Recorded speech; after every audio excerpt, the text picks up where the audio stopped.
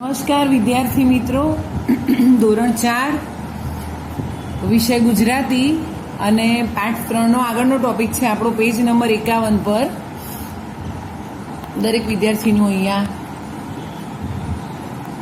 ધ્યાનથી જોશે. પહેલા આપણે હેડિંગ વાંચીએ છીએ, બરાબર? તો જુઓ, કવિતામાં એવી કઈ વસ્તુઓ છે, કાવ્યની અંદર એવી કઈ વસ્તુઓ છે કે જે આપણે જોઈ શકીએ છીએ, એને અડી શકીએ છીએ, તેમજ જમીન સાથે અથવા તો આકાશની સાથે કોઈ સંબંધ હોય, અથવા તો જમીન સાથે જોડાયેલી હોય છે, અથવા તો એ વસ્તુઓ આકાશ સાથે જોડાયેલી હોય છે, એવી શોધવાની છે અને ઉદાહરણ પ્રમાણે કોષ્ટકમાં લખવાનું છે. જો બાળકો, અહીંયા તમને બે એવી વસ્તુઓ આપેલી છે, તો એમાંથી પહેલું ઉદાહરણ સમજીશું, રેતી. જો ઉપર તમારે 4 વિભાગમાં એને વહેંચવાની છે. એક તો જે દેખાય એવી વસ્તુઓ કાવ્યની અંદર આપેલી છે ને, તો એવી કઈ કઈ વસ્તુઓ આપેલી છે? રેતી, તારા, નદી, પહાડ, ખેતર, આંબાવાડિયા, કોતર, ઝાકળ, આ બધી વસ્તુઓનો ઉલ્લેખ કાવ્યની અંદર કરવામાં આવ્યો છે ને બાળકો. તો એ બધી વસ્તુઓ આપણે દેખી પણ શકીએ છીએ. ઝાકળને સવારે દેખી શકીએ પત્તાની ઉપર, અથવા તો પછી ક્યાંક તમારા સાયકલ કે સ્કૂટરની સીટ ઉપર નાના નાના પાણીના ટપકા બાજેલા હોય છે, બરાબર? તો આ બધી વસ્તુઓને આપણે દેખી શકીએ, તો એ વસ્તુઓ તમારે આની અંદર લખવાની છે, કાવ્યમાં આવતી હોવી જોઈએ, બરાબર? પછી જો એને તમે અડી શકતા હોય તો એને આ ખાનામાં લખવાનું.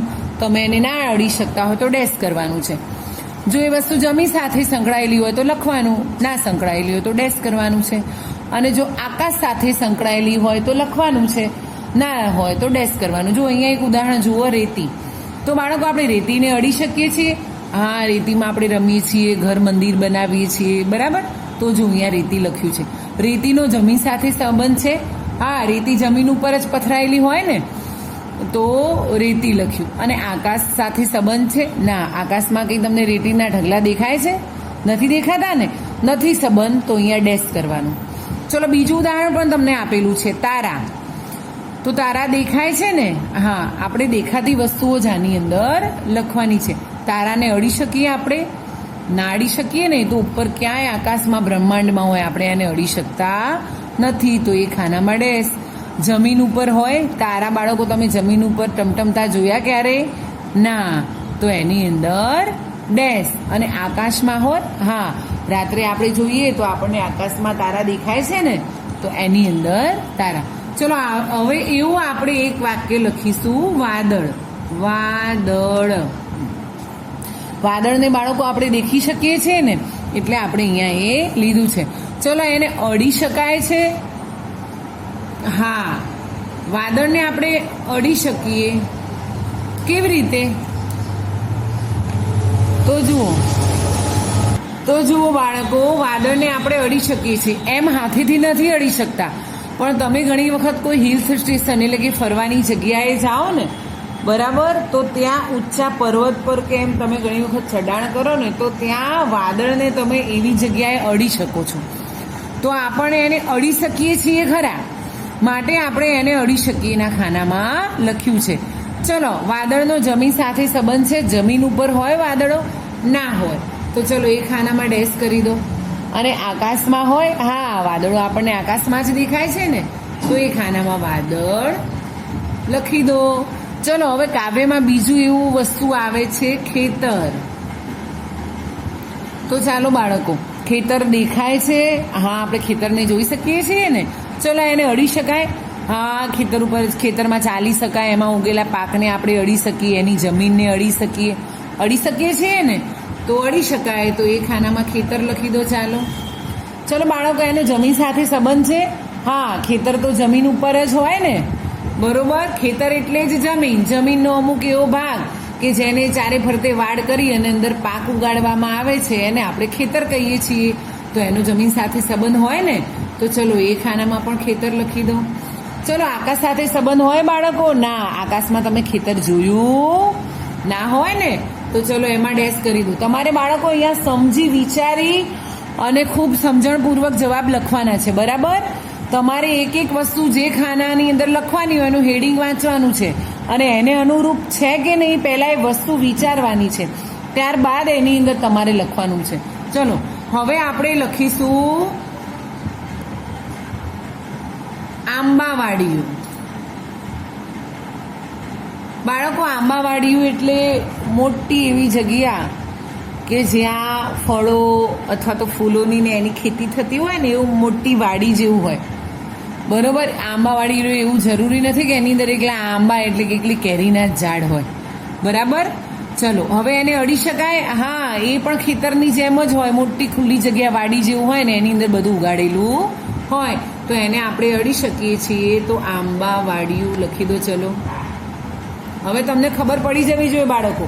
ચલો જમીન સાથે સંબંધ છે? હા, ખેતરની જેમ એ પણ જમીનની અંદર જમીન ઉપર જ હોય, તો ત્યાં પણ લખો આંબાવાડિયું. અને બાળકો, આકાશ સાથે સંબંધ છે? આકાશમાં ક્યારે આંબાવાડિયું જોયું? ના, તો ત્યાં ડેશ કરી દો. ચલો આગળનો ટોપિક છે વિદ્યાર્થીઓ કે ભાઈ બહેને કરેલી ક્રિયાની બાજુમાં કરેલી અને જે ક્રિયા કરવાની ઈચ્છા ધરાવે છે તેની બાજુમાં ઈચ્છા લખવાનું છે. એટલે અહીંયા તમને બાળકો કેટલાક વાક્યો આપ્યા છે, તમારે વાક્યોનું વાંચન કરવાનું છે. અને ખરેખરમાં કાવ્યની અંદર ભાઈ બહેને જો એ ક્રિયાઓ એટલે કે એ વસ્તુઓ કરેલી હોય તો એની અંદર કરેલી લખવાનું, અને એની જો એમણે ઈચ્છા વ્યક્ત કરી હોય કે અમે આવું કરીએ તો અમને કેવી મજા આવે અથવા આવું કરવું છે, તો એની અંદર તમારે ઈચ્છા શબ્દ લખવાનો. જો વિદ્યાર્થીઓ, અહીંયા તમને એક ઉદાહરણ આપેલું છે કે ઓશિકા ઉપર ધાબળા ઢાંક્યા. તો ખરેખરમાં ભાઈ બહેનની જોડી જ્યારે ઘરમાંથી ભાગે છે ને, બિલ્લી પગે છાના માના, એટલે ઓશિકાની ઉપર ધાબળા ઢાંકી દે છે. કેમ? કારણ કે મમ્મી પપ્પાને ખબર પડે નહીં, માટે આ કરેલી ક્રિયા છે. આ વસ્તુ એમણે ખરેખરમાં કરી હતી, તો અહીંયા શું લખેલું છે? કરેલી. ચલો બીજું વાક્ય છે આંબાવાડિયા ફરી વળ્યા. કાવ્યની અંદર આવે છે ને બાળકો કે ખેતરને કોતરને વટાવ્યા અને ફરી વળ્યા આંબા વાડિયા. તો ખરેખરમાં આંબાવાડિયા પણ ખૂંદી વળ્યા એટલે કે ફરી વળ્યા હતા, એટલે કે આંબાવાડિયા પણ પસાર કરી અને આગળ વગડામાં જતા રહ્યા. તો બાળકો, આ પણ એમની કરેલી ક્રિયા આવશે. ચલો ઝાકળને ઉડી જતું રોકવું. ઝાકળ એટલે કે બહુ ઠંડી, શિયાળાની અંદર જ્યારે ઠંડી પડે છે ને બાળકો, ત્યારે આપણે સવારે પરોઢી એટલે કે સૂરજ દાદાના આવ્યા પહેલા, સૂર્યોદય થયા પહેલા આપણે ઘણી વખત ઉઠી, અજવાળું હોય પણ સૂરજનો તડકો ના હોય, તો તમને ઘરની આજુબાજુમાં એટલે કે પાંદડા ઉપર વનસ્પતિ, તમે ફૂલ છોડ ઉગાડ્યા હોય ત્યાં, તમારી સાયકલની કે સ્કૂટરની સીટ ઉપર, ઘણી વખત તમારું ઘરની આગળ શેડ હોય, સાયબન હોય, તો એવી જગ્યા ઉપર તમને ઝાકળ એટલે કે પાણીના છે ને ટપકા, નાના નાના બિંદુઓ જોવા મળે છે, એને ઝાકળ કહેવાય. તો ભાઈ બહેનને એને ઉડી જતું રોકવું હતું. આવતું હતું ને કામ કે આ ઝાકળની ચૂંદડીને ઉડી જતી જોવી છે અને એનો છેડો ઝાલીને આકાશમાં જવું છે, તો ખરેખરમાં ગયા હતા? ના, જવાય ના જવાય ને, એ તો સૂરજની ગરમીથી ઉડી જાય છે, એ થોડું આકાશમાં ઉડે છે. તો અહીંયા ઈચ્છા, એવી ઈચ્છા વ્યક્ત કરે છે ભાઈ બહેનને કે એવું કરવું છે અમારે, તો ઈચ્છા આવશે. ચલો ઝાકળની ચૂંદડીનો છેડો પકડીને આકાશમાં જવું છે, તો આ પણ મેં હાલ જ શીખવ્યું ને કે આ પણ એમની ઈચ્છા હતી. ચલો ઝાકળ બનાવનારને મળવું છે. અંદર કાવ્યની અંદર આવે છે ને કે જોવું છે કે એનો સાળવી કોણ છે. સાળવી એટલે કે એને બનાવનાર. ખરેખર આકાશમાં જઈ અને એને બનાવનાર જે હોય એને જોવાય? ભાઈ બહેને જોયા હતા? ના. એવી ઈચ્છા વ્યક્ત કરે છે, તો એની અંદર પણ આવશે ઈચ્છા.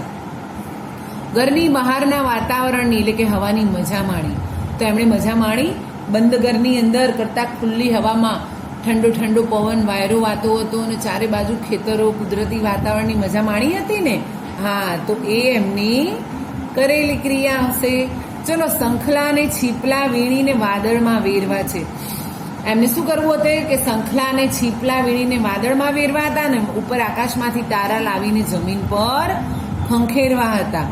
તો આ ઈચ્છા વ્યક્ત કરી હતી. ખરેખર આપણે શંખલા અને છીપલાને આકાશમાં વાદળ ઉપર વેરી શકીએ છીએ? ના. તો આ એમની ઈચ્છા છે. આકાશમાંથી તારા લાવી અને ધરતી પર ખંખેરવાની પણ એમની ઈચ્છા છે. ચલો ઘરના લોકોને જાણ ન થાય તેમ ભાઈ બહેન ચૂપચાપ ઘરમાંથી ભાગ્યા. તો ઘરના આંગણા ચૂપચાપ બિલ્લી પગે એટલે કે છાના માના બિલાડી કેવી રીતે આવે છે બાળકોને ઘરમાં દૂધ પી જાય આપણને ખબર નથી પડતી ને, તો એવી રીતે જો મમ્મી પપ્પાને ખબર પડી જાય તો ભાઈ બહેનને બહાર જવા દે ના જવા દે, એટલે ચૂપચાપ છાને માને કોઈને ખબર ના પડે એવી રીતે ભાગ્યા હતા ને, તો આ એમની કરેલી ક્રિયા ગણાય. ચાલો, ખેતર કોતર પગપાળા ચાલ્યા. ભાઈ બહેન ખેતર અને કોતર અને આંબાવાડિયા વટાવી ચૂક્યા, એટલે કે એમાંથી પસાર થયા. તો કોઈ વસ્તુ પર બેસીને ગયા હતા કે ચાલીને ગયા હતા ને, તો આ એમની કરેલી ક્રિયા કહેવાય. તમને બાળકો કાવ્યને સમજાવો હોય ને તો તમને આ તરત આવડે. ચલો, ભાવતી રસોઈ બનાવી છે. સોનેરી કોરની વાદળી એટલે કે વાદળીને ચંદરવાની જેમ બાંધવી છે ને, એની નીચે ભાવતી રસોઈ બનાવી છે. વાદળને આપણે ક્યારે ચંદરવાની જેમ એનો છાંયડો કરી શકીએ? ના કરી શકીએ ને, તો આ પણ એમની ઈચ્છા છે કે આવું કરવાની ભાઈ બહેનને ઈચ્છા છે. ચલો, ધીમેથી બારણું ઉગાડ્યું. બિલ્લી પગે ઉગાડ્યા આંગળા. આંગળા એટલે કાવ્યની અંદર આ કાવ્ય પંક્તિ આવે છે ને, એમાં આંગળા એટલે ઘરની આગળના ભાગમાં જે બારણું હોય ને એને એવું કહેવાય. તો એમણે ધીમેથી ઉગાડ્યું હતું ને, ધીમેથી એટલે કોઈને ખબર ના પડે, એનો અવાજ ના આવે એ રીતે. તો આ એમણે કાર્ય કરેલું હતું, તો આ એમની કરેલી ક્રિયા છે. બરાબર? તો દરેક વિદ્યાર્થીને આમાં ખબર પડી ગઈ. ચાલો, હવે એના પછીનો ટોપિક છે બાળકો કે વાક્ય વાંચો, લીટી કરેલા શબ્દનો અર્થ શોધી અને ખરાની નિશાની કરો. વાક્ય વાંચો. જો એક ઉદાહરણ આપ્યું છે કે ઉનાળામાં સાંજના પહોરે ખુલ્લામાં ફરવા જવાથી ગરમી ઓછી લાગે. ચલો, હવે અહીંયા પહોરની નીચે લીટી કરી છે. પહોર એટલે બાળકો અહીંયા નીચે તમને પહોરના 3 અર્થો આપ્યા છે, એમાંથી એક અર્થ સાચો છે. તો જે સાચો હોય ને એની નીચે તમારે રાઈટની નિશાની કરવાની છે. તો ચાલો, પહોરનો મતલબ શું થાય છે બાળકો? જુઓ, પહોર એટલે છાંયડો થાય? ના. રસ્તો થાય? ના થાય. પહોર એટલે શું થાય? સમય થાય?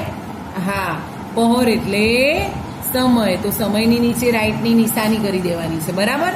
ચલો, પ્રિયાને શરદી થઈ હતી એટલે મમ્મીએ આઈસ્ક્રીમ ખાવાની ના પાડી દીધી. પણ પ્રિયા રાત્રે બિલ્લી પગે રસોડામાં જઈ અને આઈસ્ક્રીમ ખાઈ ગઈ. પ્રિયાને શરદી થઈ હોય છે ને એટલે એની મમ્મી ના પાડે છે, એટલે બિલ્લી પગે એટલે કે છાના માના ખબર ના પડે ને એવી રીતે જઈ અને આઈસ્ક્રીમ ખાઈ જાય છે. તો ચલો આપણે અહીંયા જોઈએ કે એના કયા 3 ઉદાહરણો આપેલા છે. જુઓ, બિલ્લી પગે એટલે છાના માના ધીરે ધીરે કે મ્યાઉ મ્યાઉ બોલીને, તો છાના માના આવશે. આ તો આપણે કાવ્યમાં ઘણી વખત ભણી ગયા બાળકો. બરાબર છે?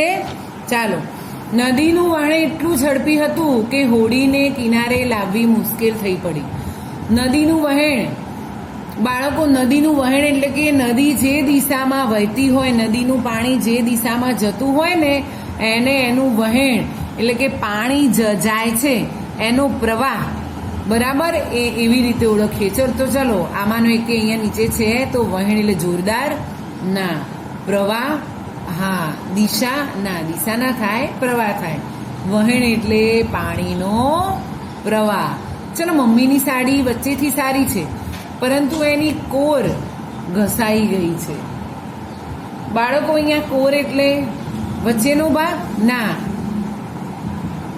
કોરેથી આપણે ઘણી વખત કહીએ છીએ, ઘણી વખત બોલીએ છીએ કે આ કોરેથી ફાટી ગયું છે. તો કોર એટલે એની ધારી થાય, એનો જે ધારનો નીચે જે અડધો ભાગ હોય ને એ થાય.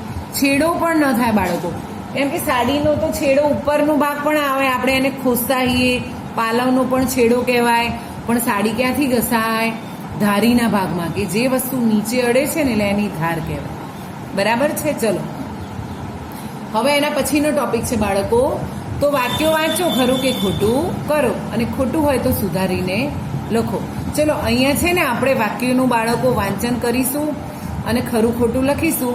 સુધારીને હું તમને અહીંયા વિડીયોની અંદર ખાલી મૌખિક કહીશ અને આપણે છે ને અસાઇનમેન્ટની અંદર મેં સુધારીને લખ્યું છે, એ તમારે જોઈ લેવાનું છે. તો ચાલો, પહેલું વાક્ય છે કે ભાઈ બહેન ધાબળો ઓઢીને ઘરમાંથી ભાગ્યા. તો ધાબળો ઓઢીને ઘરમાંથી ભાગ્યા? ના. ધાબળો તો એમણે કોને ઓઢાડ્યો હતો? 2 ઓશિકા પર ધાબળા ઓઢાડ્યા હતા ને, તો આ વાક્ય ખોટું છે. શું આવે? ભાઈ બહેન 2 ઓશિકા ઉપર 2 ધાબળા ઓઢાડીને ઘરમાંથી બિલ્લી પગે ભાગે છે. ચલો કોઈ ઉઠી ન જાય તે માટે ભાઈ બહેને કાળજી લીધી. તો કાળજી લીધી ને, ધીરે ધીરે બિલ્લી પગે છાના માના ભાગ્યા હતા. તો આ વાક્ય કેવું આવશે? સાચું આવશે. ચલો ઘરની બહારનું આકાશ અંધારાથી ભરેલું હતું? ના, એની અંદર ચંદ્રમાનું થોડું થોડું અજવાળું હતું ને, તો આ વાક્ય ખોટું આવશે. કાવ્યમાં આવે છે કે ધોળું ધોળું અજવાળિયું આવે છે ને કાવ્ય પંક્તિની અંદર. કાવ્યનું ગાન વારંવાર કરવાનું. જો કાવ્ય તમને યાદ હશે ને તો જ આ બધું આવડશે બાળકો, નહીં તો કશું જ આવડશે નહીં. ચલો ખુલ્લી જગ્યામાં વાતા પવનમાં ભાઈ બહેનને નિરાંત અનુભવી. તો ભાઈ બહેને નિરાંત અનુભવી. ખુલ્લી જગ્યામાં જે પવન, ભાઈ બહેન નિરાંત તો ઘરમાં, પણ એમને ત્યાં મજા આવી આવે. તો આ પણ ખોટું છે. ચલો ઠંડા પવનથી ભાઈ બહેન ખીજી ગયા? ના, હિમ જેવો વાયરો વાતો હતો ને એટલે ભાઈ બહેને તો મજા આવતી હતી, એ થીજી નતા ગયા. તો આ વાક્ય પણ ખોટું છે.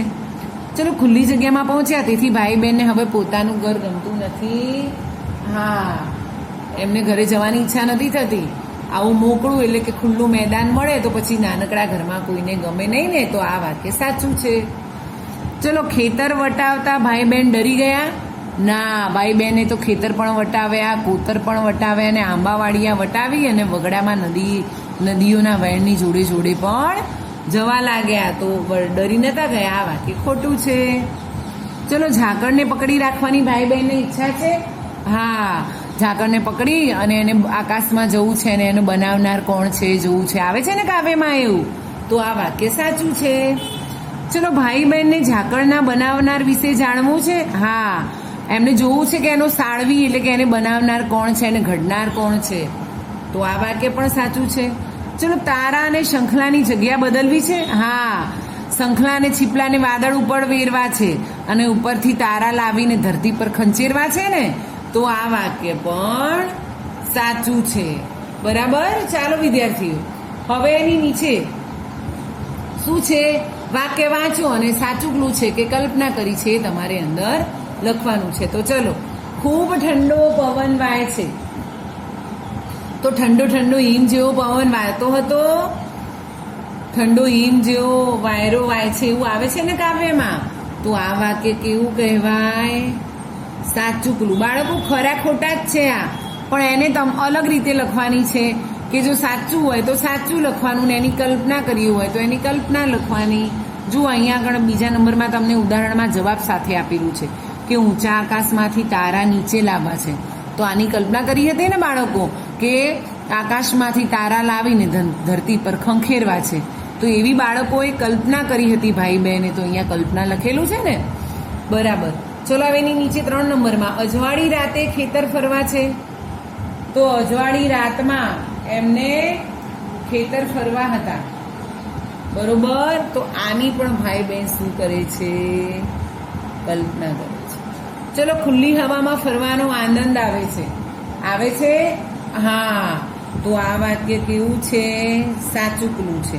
ખુલ્લી હવામાં ફરે છે એટલે એમને મજા આવે છે ને. બરાબર. આગળ ખરા ખોટામાં જોયું ને આપણે કે ખુલ્લી જગ્યામાં પવનમાં ભાઈ બહેન નિરાંત અનુભવે છે. એ વખતે મેં તમને સમજાવ્યું કે ના, જો આ રહ્યું, નિરાંત નથી અનુભવતા, એમને મજા આવે છે, આનંદ આવે છે. બરાબર. અહીંયા એનું એ તમને આપ્યું છે. જુઓ, હું બોલપેનથી આમ કરીને સમજાવું છું, તમારે જોવાનું છે, ત્યાં ધ્યાન રાખવાનું છે. ચલો પથરાયેલું ઝાકળ ચુંદડી જેવું લાગે છે. ભાઈ બહેનની ચુંદડી જેવું લાગે છે? હા, ઝાકળની ચુંદડી આવે છે ને શબ્દ. તો આ પણ સાચું ક્લુ છે.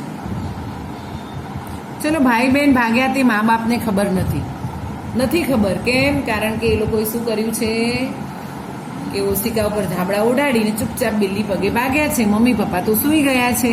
એટલે આ પણ સાચું ક્લુ છે. ચલો સોનેરી કોરવાળી વાદળી લાવી છે એમણે? હા, લાવી છે. લાવ્યા નથી, પણ એવી કલ્પના કરી છે. એટલે આ એમની શું છે? કલ્પના. કે સોનેરી કોળવાળી વાદળીનો ચંદરવો બાંધી અને એની નીચે રસોઈ કરવી છે એવું આવે છે ને કાવ્યમાં. ખરેખર વાદળીને લાવીને બાંધી નથી, પણ ભાઈ બહેન એવી ઈચ્છા વ્યક્ત કરે છે, એવી કલ્પના કરે છે, એવું વિચારે છે. બરાબર છે. તો ચલો આપણે આગળના ટોપિકો આગળના વિડીયોની અંદર શીખીશું.